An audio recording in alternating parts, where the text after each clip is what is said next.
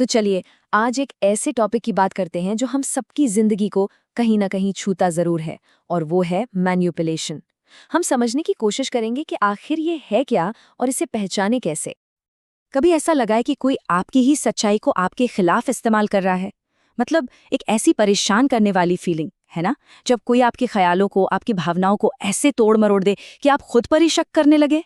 अगर कभी भी ऐसा महसूस हुआ है तो यकीन मानिए, ऐसा महसूस करने वाले सिर्फ आप नहीं हैं।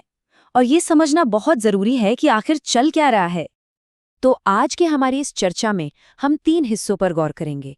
पहले तो ये देखेंगे कि एक मैनिपुलेटर के बर्ताव का पैटर्न क्या होता है, मतलब उसे पहचाने कैसे।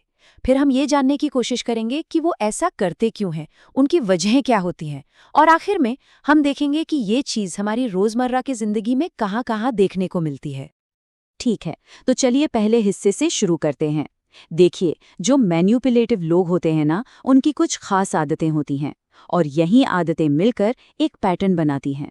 अगर ये पैटर्न समझ आ गया तो समझो उनको पहचानना भी आ गया। उनकी सबसे बड़ी पहचान पता है क्या है? वो हमेशा विक्टिम होते हैं। जरा सोचिए उस कलीग के बारे में जो हर बार डेडलाइन मिस कर देता है, लेकिन उसके पास हमेशा एक दर्द भरी कहानी तैयार रहती है कि कैसे पूरी दुनिया उसके खिलाफ साजिश कर रही थी।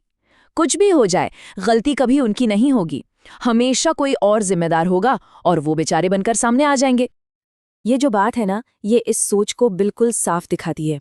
मतलब सोचकर भी अजीब लगता है, लेकिन कुछ लोग ऐसे होते हैं जो रंगे हाथों पकड़े जाने पर भी, जब सारे सबूत उनके खिलाफ हों, तब भी खुद को बेकसूर और पीड़ित ही बताएंगे।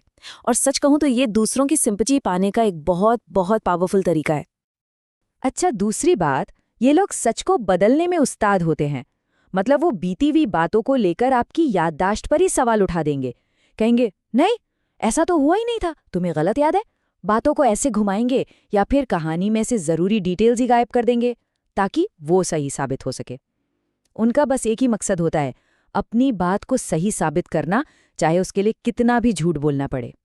एक और मजेदार, या कहूं कि अजीब बात यह है कि ये लोग सीधे सीधे लड़ाई नहीं करते। नहीं, उसकी जगह वो आपको बुरा फील कराने के लिए ताने मारेंगे, या एकदम चुप हो जाएंगे, या ऐसी ही कोई पैसिव अग्रेसिव हरकत करेंगे।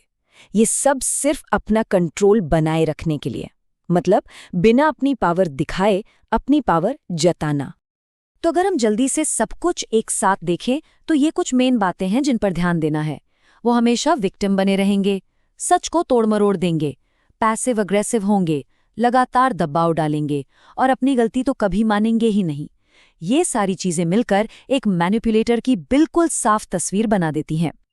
ठीक है, तो अब हम ये तो जान गए कि एक मैनिपुलेटर दिखता कैसा है, मतलब उसका बर्ताव कैसा होता है। पर अब अगला बड़ा सवाल ये है कि वो ऐसा करते ही क्यों हैं? क्या वजह है उनके इस बर्ताव के पीछे? चलिए दूसरे हिस्से में इसी का पता लगाते हैं।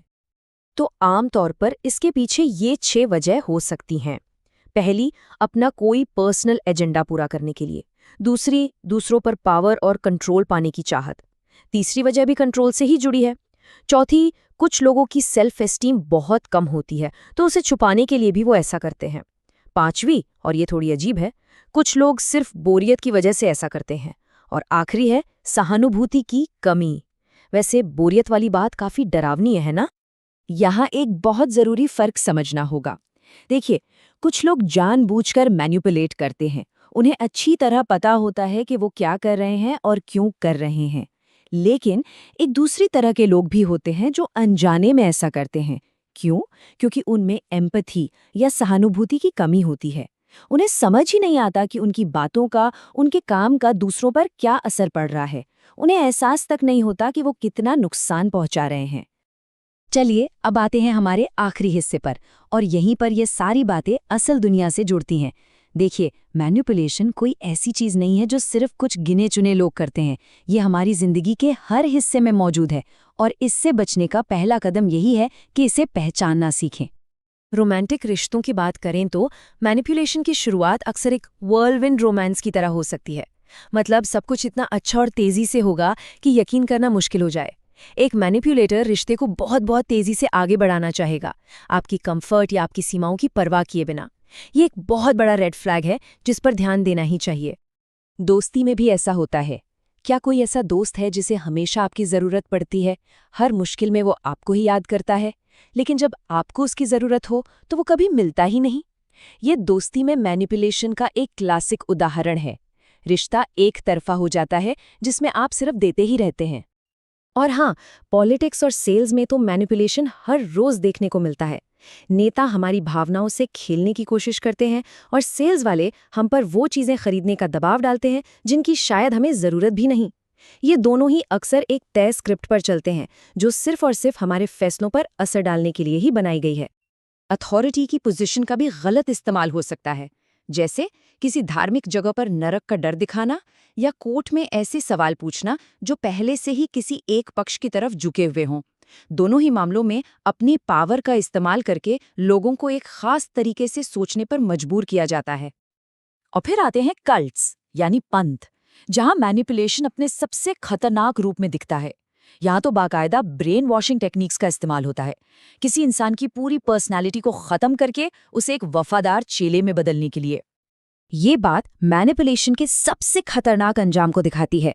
जब कंट्रोल इतना ज्यादा हो जाता है तो लोग अपनी पहचान, अपनी आजादी से सोचने की ताकत, सब कुछ खो देते हैं। ये एक बहुत बड़ी चेतावनी है कि ये मामला कितना संगीन हो सकता है। तो इन सब बातों का मतलब क्या निकलता है? सीधी सी बात है, अवेयरनेस यानी जागरूकता। मैनिपुलेशन से बचने का पहला और सबसे अच्छा तरीका है उसे पहचानना। अब जब ये बातें पता चल गई हैं तो सवाल यह है कि अब अपने आसपास की दुनिया में कौन से पैटर्न्स नजर आएंगे।